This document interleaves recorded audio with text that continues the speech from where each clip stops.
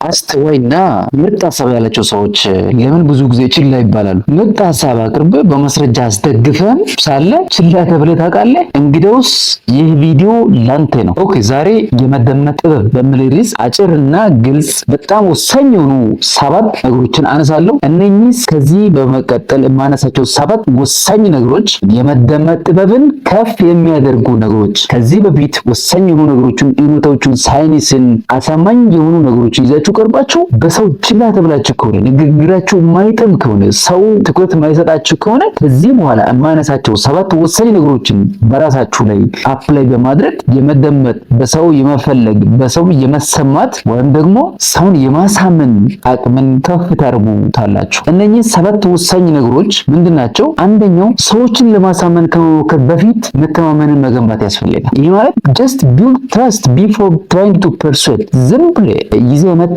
ነገር ሰዎች ውስጥ እንዲገባ ለማስረዳት ከመሞከር ከመጣር በፊት መተማመንን መገንባት ያስፈልጋል። ሰው ሜሴጁን ሳይሆን ሜሴንጀሩን ቀድሞ ማወቅ፣ በቃ ይሄን ሰውዬ እኔ አምነዋለሁ፣ ይሄ ሰውዬ የሚናገረው ነገር ላምን ይችላል ብሎ ያስባል። አንድ ነገር ከመናገር በፊት የምትናገርበት ሰው ወይም የምታሰማው ሰው አንተን ይገምታል እና ከሜሴጁ በፊት ሜሴንጀሩን ስለሚገምት በሰዎች ዘንድ መተማመንን መገንባት በጣም ወሳኝ ነገር ነው። ሁለተኛው ዲቴይል የሆነ መረጃ ትንታንን ከመዘት በፊት ቀድመ ዋናውን ነገር ማንሳት፣ ዋናውን ሐሳብ በመጀመሪያ በመግለጽ ሰዎች አስፈላጊ ከሆነ ለምሳሌ አንድ ነገር ላይ የኔ ሪኮመንዴሽን ይሄ ነው ብለህ ከተናገርክ በኋላ ለምን የሚል ጥያቄ ሲነሳ ዲቴይል ኢንፎርሜሽን፣ ሰፖርቲቭ ኢንፎርሜሽኖችን መስጠት ይቻላል እና ዋናውን ነጥብ በመጀመሪያ በማንሳት በመጀመሪያ በመግለጽ የሰውን ትኩረት በመሳብ በሰው የመደመጥ ሁኔታ ከፍ ማድረግ ትችላላችሁ። ሶስተኛው መልእክትን ቀለል አድርገህ የሰውን ትኩረት በጠበቀ መልክ ማቅረብ። ይሄ ማለት ኪፕ ዩር ሜሴጅ ሲምፕል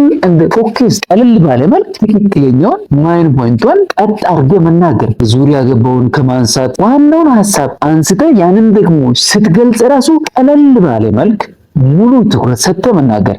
አራተኛው የምታወራው ቃላት የድምፅ አሰማመርህና የአካል እንቅስቃሴ ማለት ፋሻል ኤክስፕሬሽን ወይ ቦዲ ላንጉዌጅ የሚጣጣም አንድ ላይ የሚሰራ መሆን አለበት። ለምሳሌ እየተናገርክ ሰውን ፊት ማየት የሚታፍር ከሆነ በምታወራው ነገር ላይ ኮንፊደንስ እንደሌለ ሰው ያምናልና ሰው ትኩረት አይሰጥም።